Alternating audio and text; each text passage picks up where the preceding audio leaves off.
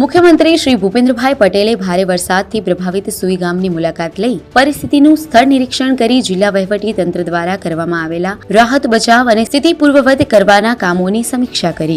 મુખ્યમંત્રીશ્રીએ આ મુલાકાત દરમિયાન ગ્રામજનો સાથે વાતચીત કરી આશ્રય સ્થાનોમાં અપાતી સુવિધા, રાહત કામગીરી તેમજ વ્યવસ્થાઓની જાત માહિતી મેળવી અસરગ્રસ્તોને રાજ્ય સરકાર દ્વારા જરૂરી તમામ મદદ સહાયની ખાતરી આપી હતી।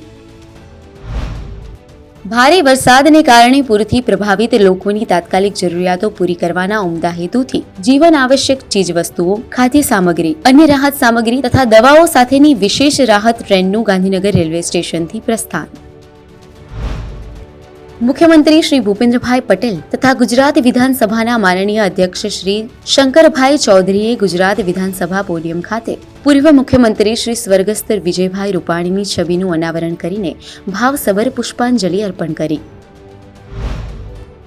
રાજ્યના ઉદ્યોગ એસોસિએશનના પ્રતિનિધિઓએ મુખ્યમંત્રી શ્રી ભૂપેન્દ્રભાઈ પટેલની મુલાકાત લઈ કેન્દ્ર સરકાર દ્વારા જીએસટી માળખામાં કરાયેલા નવા સુધારાઓ બદલ આભાર વ્યક્ત કર્યો।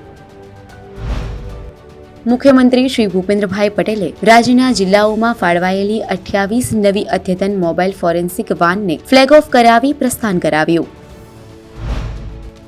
મુખ્યમંત્રી શ્રી ભૂપેન્દ્રભાઈ પટેલે રાષ્ટ્રીય વન શહીદ દિવસ નિમિત્તે ગાંધીનગરમાં રાજ્યના પ્રથમ વનપાલક સ્મારક ખાતે વન અને વન્યજીવોના સંરક્ષણ અને સંવર્ધન દરમિયાન ફરજ બજાવતા શહીદ થયેલા વન વિભાગના 9 જેટલા વન શહીદો પ્રત્યે કૃતજ્ઞતા વ્યક્ત કરી તેમને ભાવાંજલિ અર્પણ કરી।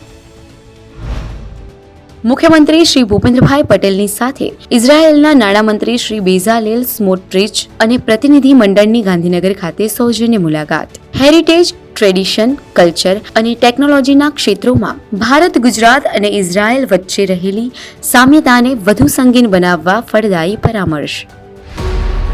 વિકસિત ભારત, વિકસિત ગુજરાત।